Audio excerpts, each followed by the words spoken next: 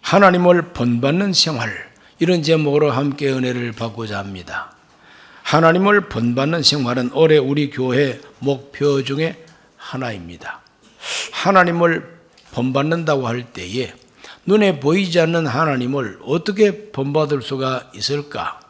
그러나 친절하신 우리 하나님은 하나님 자신이 우리 사람들에게 나는 이러한 하나님이라 자세하게 보여주시고 가르쳐 주셨습니다. 요한복음 1장 18절 말씀은 이렇게 말합니다. 본래 하나님을 본 사람이 없으되 아버지 품속에 있는 독생하신 하나님이 나타내셨느니라. 본래 하나님 본 사람이 없습니다. 그런데 하나님 아버지 품속에 있는 독생하신 하나님이 나타내셨다는 겁니다. 바로 그분이 성육신으로 오신 예수 그리스도이십니다. 말씀이 육신이 되어 우리 가운데 거하심에 그랬어요. 말씀이 하나님이십니다.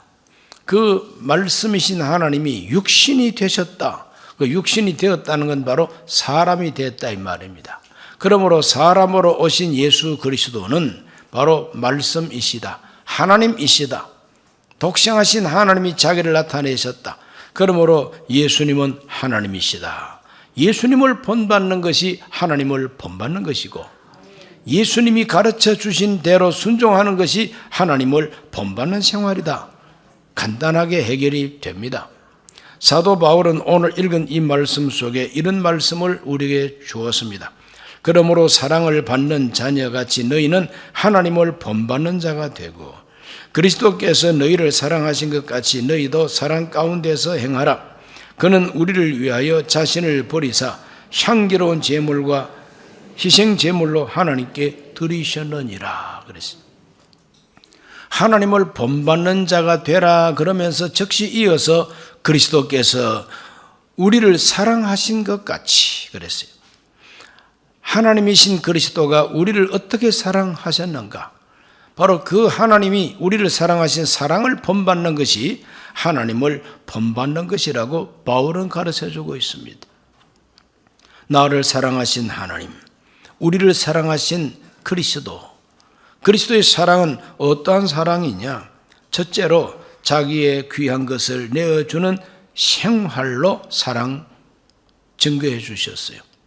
사랑이라 그럴 때에 마음속에만 있는 사랑, 나 혼자만이 내 속에 넣어둔 내 가슴 속에만의 사랑이 아닙니다. 생각 속에만 있는 사랑이 아닙니다. 하나님의 사랑은 나타났습니다. 하나님의 사랑은 어떻게 나타났느냐? 요한 1서 4장 9절은 이렇게 말합니다. 하나님의 사랑이 우리에게 이렇게 나타난 바 되었으니 하나님이 자기의 독생자를 세상에 보내심은 그로 말미암아 우리를 살리려 하심이라. 하나님의 사랑은 숨은 사랑이 아니요 나타난 사랑. 어떻게? 자기 독생자를 우리를 위해서 보내주셨다는 겁니다. 하나님 품에 있는 독생자보다 더 귀한 존재가 어디 있습니까? 가장 귀하고 귀한 하나님의 독생자를 우리를 위해서 내주셨다는 겁니다. 그러므로 사랑은 자기의 가장 귀한 것을 내어주는 것이다. 요한복음 3장 16절은 말합니다. 하나님이 세상을 이처럼 사랑하사 독생자를 주셨으니 이는 그를 믿는 자마다 멸망하지 아니하고 영생을 얻게 하려 하심이니라. 우리에게 영생을 얻게 하려고 멸망하지 않게 하려고 하나님은 독생자를 보내주셨다. 가장 귀한 것을 주셨다. 그러므로 우리는 하나님의 이 사랑의 행위를 통해서 배워야 됩니다. 참 사랑은 주는 것이다. 가장 귀한 것을 주는 것이 바로 참 사랑이라는 걸 깨닫게 됩니다. 아무것도 주는 것 없이 사랑한다 사랑한다 말만 하고 아주 아름다운 목소리로 눈 깜빡거리면서 사랑한다고 I love you. 그건 입에 발린 사랑이지 생활 속의 사랑이 아니다 이 말입니다.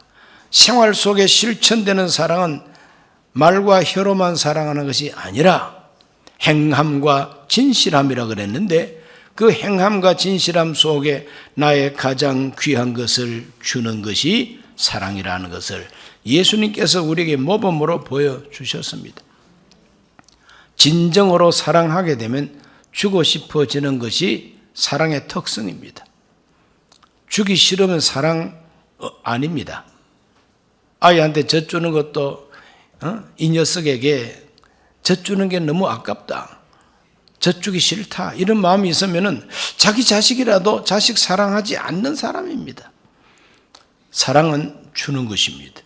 주고 또 주어도 계속 주고 싶고 가장 귀한 것을 내어 주고 싶고 종당에는 목숨까지 내어주는 것이 참 사랑이다. 하나님이 가장 귀한 독생자를 내어주시고 그 독생자는 또 자기의 가장 귀한 것을 우리에게 주셨어요. 독생자에게 있는 가장 귀한 것은 피, 생명입니다. 생명을 주셔서 생명을 내어주셨어요. 피보다 귀한 것이 어디 있습니까? 사람이 아무리 건강하게 보여도 혈액에 문제가 생기고 혈관에 문제가 생기고 피가 끈적해지고 그러면은 결국은 병들고 얼굴 색깔부터 달라지고 쓰러집니다. 어느 날 갑자기 하는 순간에 이 세상을 하직하게 된다 이 말이죠. 그러므로 성경은 피가 곧 생명이라 그랬어요. 여러분 건강하게 살기를 원하시면 100세까지 살기를 원하시면은 혈관 관리 잘하시고 피 관리 잘하셔야 돼요. 그래서 피를 깨끗하게 하고 혈관을 건강하게 하는 그런 영양제라든지 음식을 드셔야 되는데 우리 몸속에 우리 속에 가장 귀한 것이 피입니다. 생명입니다. 그런데 독생자 예수님은 우리에게 그 생명을 내어주셨어요. 오늘 성찬주일 이 앞에 있는 이 귀한 성찬이 바로 그 표시인 것입니다. 하나님은 우리에게 가장 귀한 것을 주셨습니다. 우리도 그 사랑을 본받아서 귀한 것을 주셔야 되는 것입니다. 사랑하는 사람에게 귀한 것을 주시기를 바랍니다. 가장 귀한 것을 주시기를 바랍니다. 그 다음 두 번째로 자기를 희생하는 생활이 예수 그리스도의 사랑입니다. 그리스도께서 우리를 사랑하신 것 같이 우리를 어떻게 사랑하셨느냐? 자기 희생을 실천해 주신 것입니다. 참 사랑은 다른 사람을 이용해서 내 이익을 추구하는 것이 아닙니다. 사랑한다 그러면서 그 사람을 속이고 사랑을 이용해 가지고 자기 이익을 챙긴다면 그건 이미 사랑이 아닙니다. 아주 이기적인 탐욕에 불과한 것이죠. 참 사랑은 사랑의 대상을 위해서 내가 희생하고 내가 대신 죽는 것이 그리고 죽기까지 섬기는 것이 참 사랑의 특성입니다. 에베소서 5장 2절 오늘 읽은 본문 중간부터 보면은 그는 우리를 위하여 자신을 버리사 향기로운 제물과 희생 제물로 하나님께 드리셨느니라 그랬어요.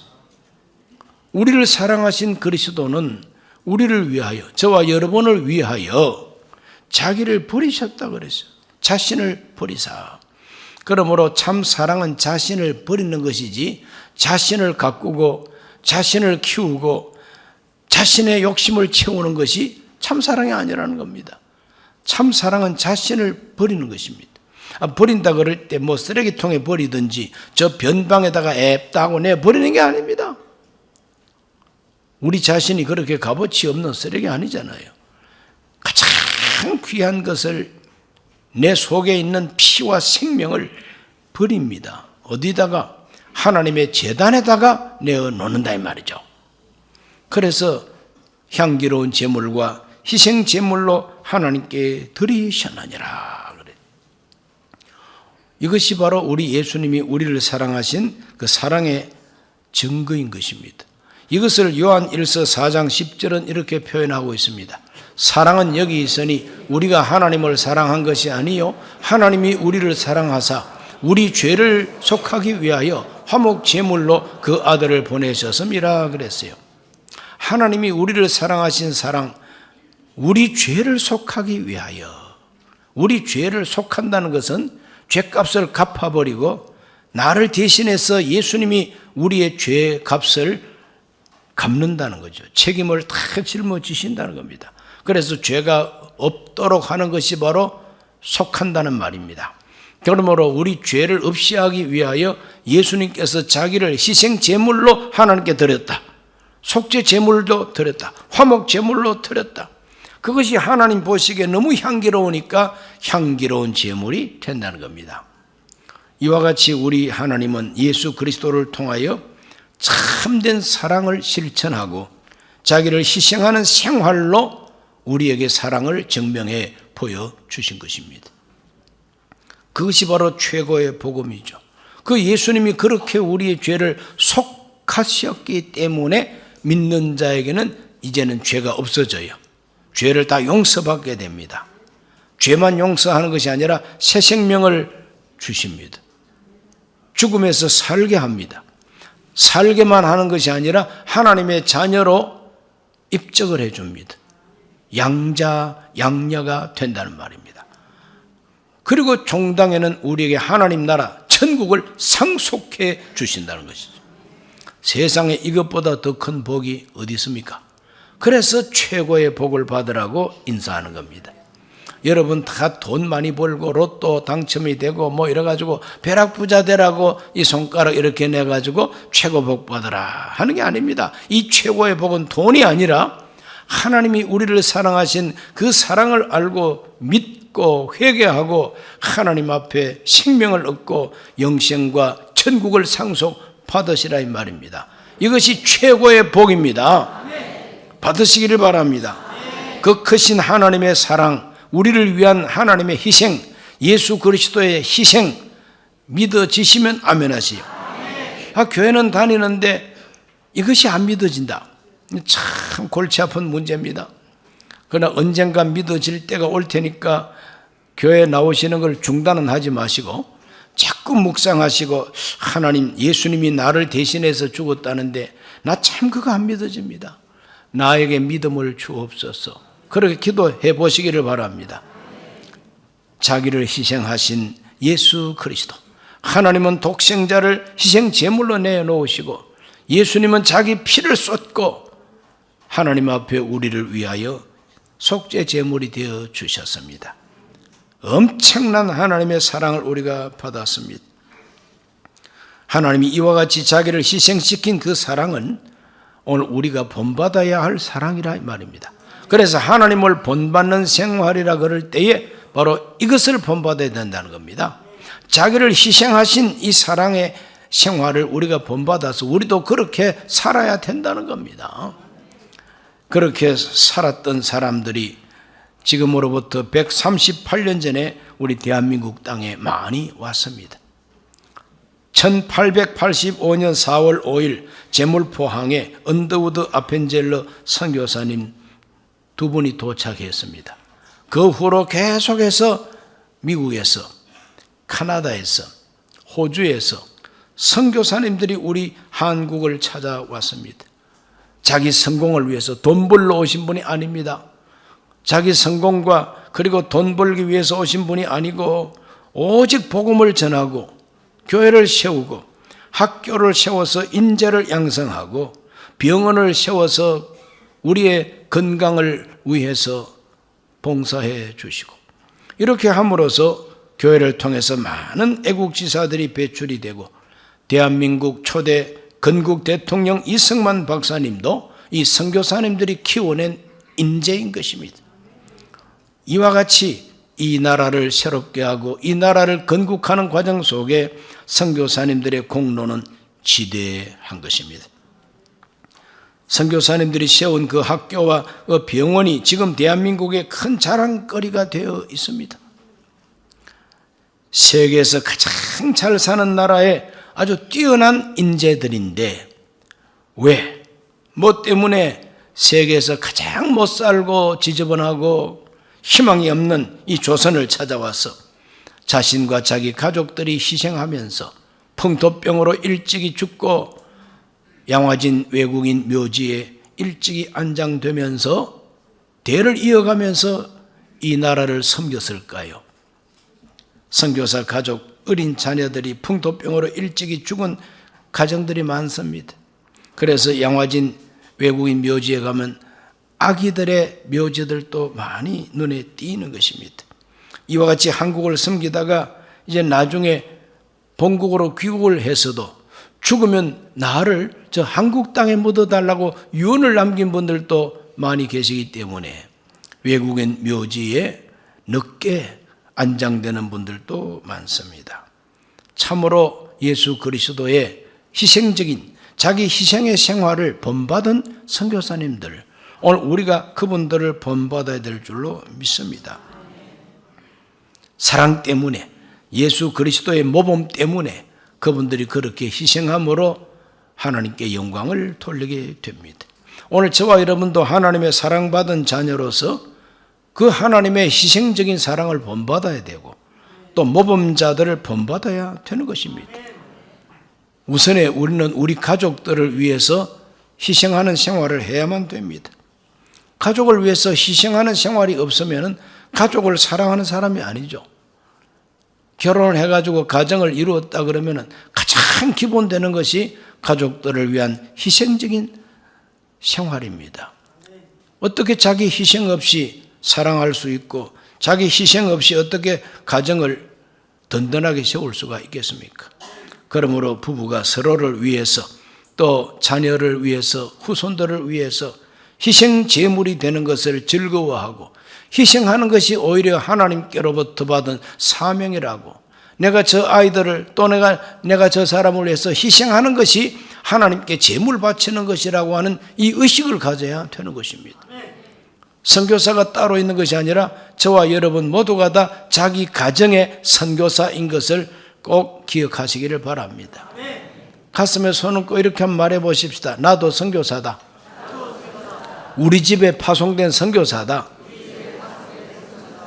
그렇기 때문에 막 속상하고 애 먹이고 참 괴로운 일이 많아도 선교사님들이 저 원주민 사는 아프리카나 뭐 저 오지에 가가지고 말도 안 통하는 데 가가지고도 끝없이 섬겨주는 것처럼 그런 선교사 마음을 가지고 가정에서 가족들을 섬기라 이 말입니다.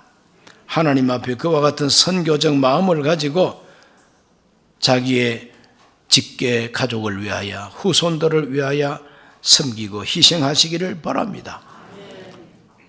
나하고 피 섞이지 않아도 남의 자식이라도 혹 불행하게 되고 어렵게 되고 하면 그 아이들을 장학금을 주기도 하고 또 그 아이들을 모아서 키우기도 하고 이런 참 귀한 분들이 많이 계십니다. 이렇게 우리들은 예수 그리스도를 본받고 하나님을 본받는 생활은 자기 희생이 있는 생활이다 이 말이죠. 그 누군가를 위해서 그 무엇을 위해서 내가 희생해도 좋다. 철학가의 말을 빌린다면 무엇을 위해서 살고 무엇을 위해서 죽을 것인가 그것을 알고 싶다. 그것을 발견하는 바로 그 날이 내가 다시 태어나는 날이다. 키엘 케골의 말입니다. 오늘 우리들은 그 누군가를 위해서 그 무엇을 위해서 희생해도 좋다고 하는 그 내 희생의 대상을 탁 붙잡는 순간 그 사람은 인생의 성공자인 것입니다. 부자가 아니라도 성공자인 것입니다. 명예가 없어도 성공자인 것입니다. 그런데 죽을 때까지 희생은 못하겠다. 너의 인생은 네가 알아서 살아라. 내 인생은 내가 살겠다. 그래서 행복 찾아 3만리, 쾌락을 찾아 9만리, 이런 식으로 자기만을 위해서 불나비처럼 날아다니는 이런 인생들, 그런데 자기 길을 가는 인생들입니다. 그러나 예수 그리스도를 따라가는 그리스도인들은 희생하는 생활입니다. 그런데 그 희생이 즐거워요. 그 희생이 보람이 있습니다. 그 희생이 영광입니다. 그 희생이 자랑이요. 그 희생은 저 사람을 위한 희생이 아니라 하나님께 드리는 제물이다 이 말이죠. 하나님께 드리는 희생 제물이다 이 말이죠. 그러므로 하나님을 섬기는 마음으로 희생을 즐거워하는 사람이 최고의 성공자라 말할 수가 있는 것이죠. 우리 예수님은 이런 고백을 남겼습니다. 마태복음 20장 28절입니다. 인자가 온 것은 섬김을 받으려 함이 아니라 도리어 섬기려 하고 자기 목숨을 많은 사람의 대속물로 주려 함이니라 그랬어요. 우리 예수님은 섬기러 오셨지 섬김을 받으러 오신 분이 아니라 그랬습니다. 도리어 섬기고 많은 사람을 위하여 대속물로 주기 위하여, 어떤 대속물이냐? 죄를 속하는 대속물로 주기 위하여 왔다는 겁니다. 그러므로 처음부터 끝까지 예수님은 제물 되기 위해서 오신 인생을 살다 가셨습니다. 바로 그것이 하나님을 본받는 생활이다 이 말이죠. 오늘 우리 모두는 예수 그리스도의 이 말씀을 가슴에 담고 살아야 될 줄로 믿습니다. 이와 같은 말씀을 생각할 때 우리 그리스도인들은 정말 아낌없이 주는 나무와 같이 살아야 되겠다, 이런 생각을 합니다. 아낌없이 주는 나무라고 하는 동화가 있습니다. 이 동화는 1964년 미국의 쉘 실버스타인이라고 하는 작가가 내놓은 동화입니다. 이 동화의 핵심 내용은 뭐냐? 한 어린아이와 한 나무가 친구가 됐다는 겁니다. 한 어린아이와 한 나무가 친구가 됐는데, 이 어린아이가 어릴 때는 이 나뭇가지에 그네를 메고 놀고 그 나뭇가지를 잡고 흔들면서 날마다 즐겁게 이 아이와 나무는 참 친하게 친밀하게 그렇게 지냈습니다. 이 아이가 어느덧 장성해서 공부하러 외지로 떠납니다. 어느 날 아이가 사과나무를 찾아왔어요. 그럴 때 사과나무를 찾아왔더니 나무가 하는 말이, 오랜만이야, 같이 놀자, 전에처럼 그네를 타렴. 그럴 때 이 아이가 대답합니다. 나는 이제 나이가 많고 몸무게가 늘어서 가지가 부러질 거야. 나는 지금 노는 것이 필요한 것이 아니라 돈이 필요해. 이 돈이 필요한 청년이 되어서 찾아왔어요. 그럴 때 사과나무는 말하기를, 내 가지에 붙은 이 사과들을 다 따서 가서 팔아라. 그래서 돈을 만들어라 그랬습니다. 그래서 그 아이는 그 사과를 다 따서 자기가 필요한 돈을 만들었습니다. 나중에 또 왔습니다. 와서 사과나무 밑에서 푸념을 합니다. 자, 이제 결혼을 하고 집이 있어야 되겠는데 집을 지을 돈이 없다는 거예요. 그때 나무가 말합니다. 그렇다면 내 가지를 다 잘라가지고 집을 지어라. 그래서 사과나무 가지를 다 잘라가지고 자기의 살 집을 지었답니다. 집을 짓고 난 다음에 이제 사업가가 된 모양이요. 아주 야심이 크고 사업가가 돼가지고, 내가 배가 있다면 배를 타고 저 멀리 가가지고 내가 장사를 할 텐데, 사과나무는 말합니다. 내가 이 굵은 둥지가 하나 남아 있으니 내 몸뚱아리를 베어가지고 배를 만들어라. 그래서 그 사과나무 둥지를 베어다가 배를 만들었다고 합니다. 그 배를 만들고 휘젓고 댕기다가 이제는 꼬부랑 할아버지가 돼가지고 그 나무를 찾아왔더니 나무는 이제 간 데 없고, 그래서 꼬부라진 이 할아버지를 보고 그 사과나무 그루터기가 말합니다. 쉴 곳을 찾아온 당신, 이 그루터기라도 앉아서 편히 쉬어라. 그래서 그 나무 그루터기에 앉아서 쉬고 있는 모습, 그 나중에는 이 동화의 마지막은 무엇이냐? 이 나무는 모든 것을 다 주었다. 이 아이한테 이 나무는 모든 걸 다 주었다. 그래도 그 나무는 처음부터 끝까지 행복했다고 그렇게 끝을 맺고 있어요. 모든 걸 다 주었지요. 나무 이파리도 주고 열매도 주고 가지도 주고 둥지도 주고 다 줘버리고 남아있는 것은 이제 그루터기밖에 없어요. 그런데 그 그루터기까지 쉼터로 내어주면서 나무는 행복했다고 하는 것입니다. 그러니 이 나무는 참 거룩한 나무처럼 보이지 않습니까? 아낌없이 주는 나무, 참 거룩한 나무입니다. 하나님을 본받는 생활은 바로 이 아낌없이 주는 나무처럼 사는 것이라 하는 것이죠. 오늘 우리 순범 강북교회 모든 성도들은 이 나무처럼 살게 되시기를 주의 이름으로 축원합니다. 주의 이름으로 축원합니다. 기도합니다.